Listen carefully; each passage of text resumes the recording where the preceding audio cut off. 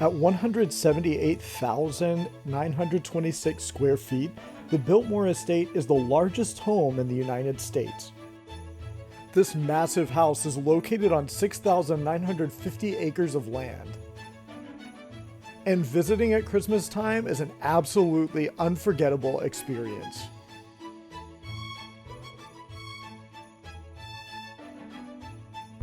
It is 7 degrees outside.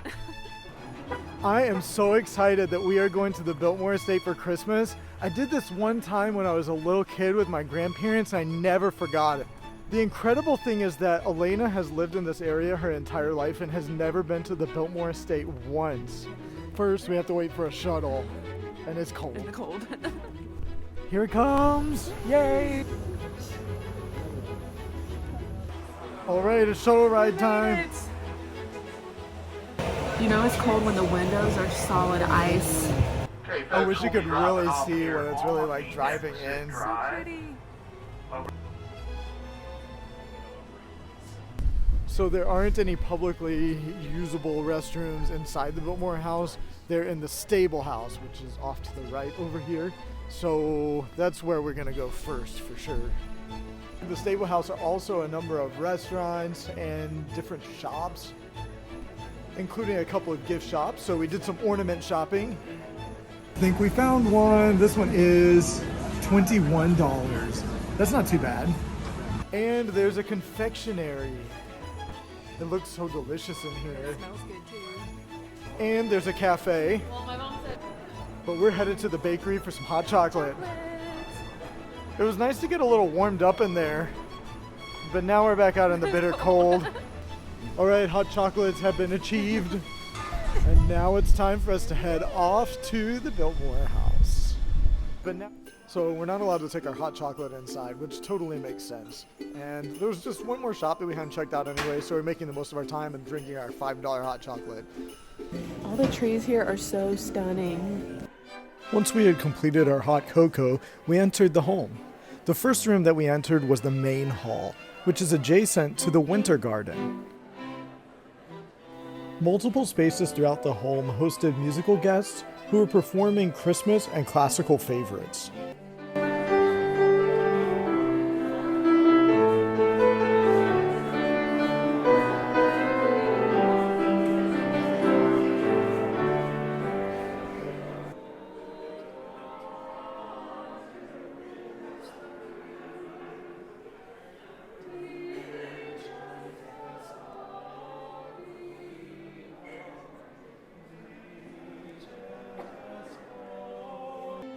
Ours was a self-guided tour, and we were given a device which played all of the information about each room simply by typing in the room number.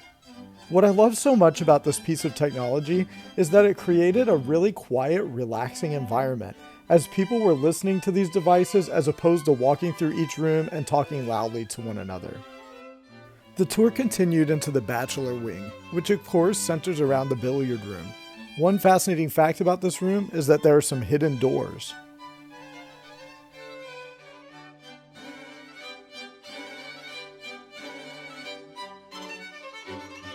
Perhaps the grandest of all of the rooms is the banquet hall. It's certainly the largest, with a 7-story high ceiling and a triple fireplace.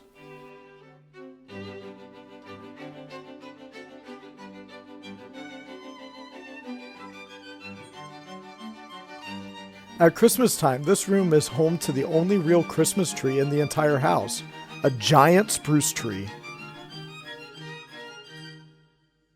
From there we were off to the breakfast room. As in many of these Gilded Age homes, the ceilings were absolutely incredible.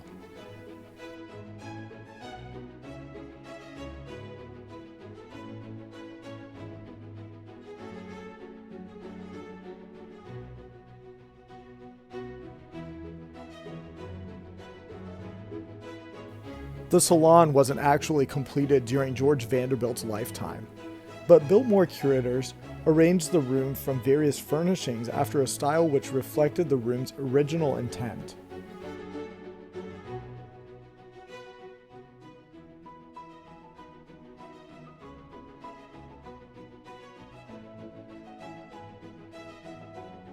Although the music room was also incomplete during George Vanderbilt's lifetime, during World War II, it was used to store priceless paintings from the National Gallery of Art.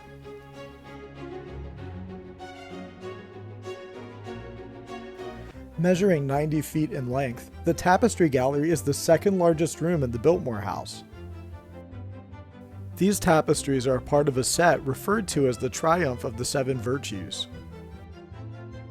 Woven from wool and silk, these works were intended to show how the seven virtues, faith, prudence, charity, chastity, temperance, fortitude, and justice, would always prevail over vice. This room was used as a formal gathering room for guests, often used for afternoon tea and after-dinner entertaining. George Vanderbilt was an avid reader, and his library was home to more than 22,000 volumes.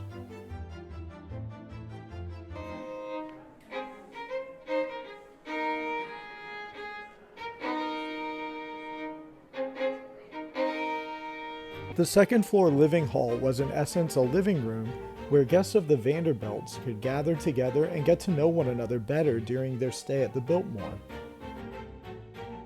Next, we headed into George Vanderbilt's bedroom. As you would expect from the time period, Edith and George both slept in separate bedrooms. This was a social custom of the time, because the servants of either the male or the female of the home would never see the spouse of the opposite gender during private moments such as dressing or undressing. This bed is actually quite large, but it appears small because of the grand size of the room.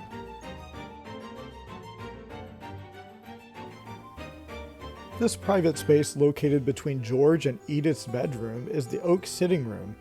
This room served as a relaxing place for George and Edith to escape the busy daily activities of Biltmore. The oak sitting room showcases some of Mr. Vanderbilt's most prized artwork and furnishings, including Rembrandt etchings and a very ornate style desk.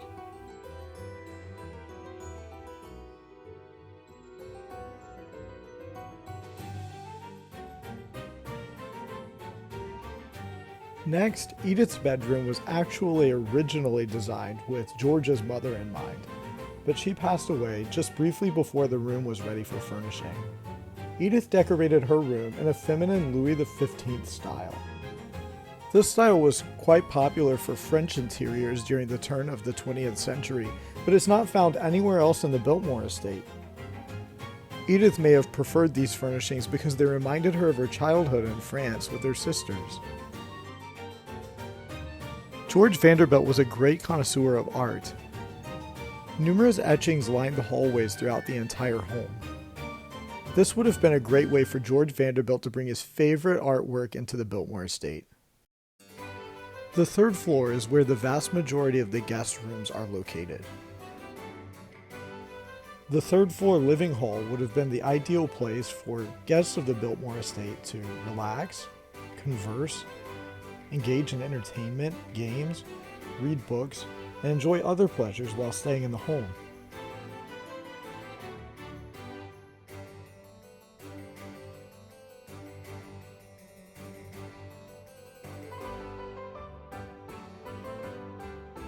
The Louis XV suite is considered to be the grandest of all of the guest rooms at Biltmore Estate.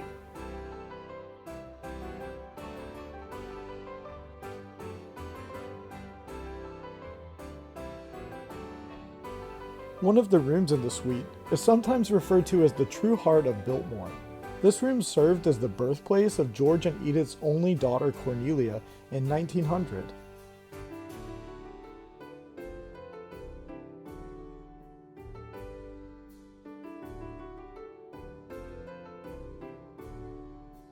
For the next segment of the tour, we descended down the grand staircase, past this gorgeous Christmas tree, and into the basement, where we passed through the stone corridor, and into perhaps one of the most unique rooms in the entire house, the Halloween room. This room was so named because of the unusual paintings which are on the walls. There are some bats, and even some cats which adorn the space. While it's not exactly certain why this particular artwork was chosen, it has something to do with the selection of a theme for a particular party in which guests were invited to paint on the walls.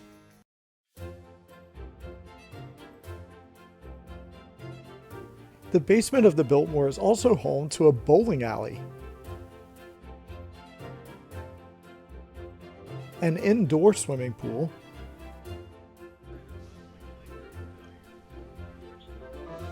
and a gym, with what I'll have to admit is some very antiquated fitness equipment.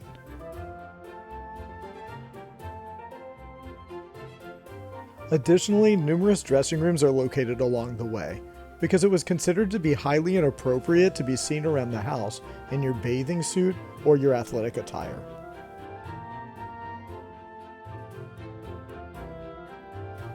And of course, there were entirely separate spaces for ladies' and men's dressing rooms. The next segment of the tour tells us a little bit about the daily life of the Biltmore staff. It was surprising to learn that working at Biltmore was considered to be a coveted job at the time. Workers were able to make New York wages in Western North Carolina, and were actually well cared for. Along with pantries, storage closets, refrigerators, and other necessary facilities, these corridors also housed Biltmore servants.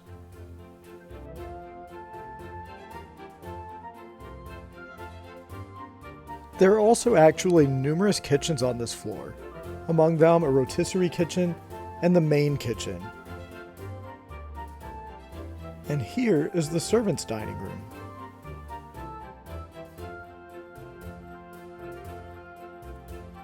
Next up is a giant laundry room. This is the dryer, by the way. And finally, we ascended the stairs back to the bachelor wing. Here, we found the smoking and gun rooms. And that was the conclusion of our tour.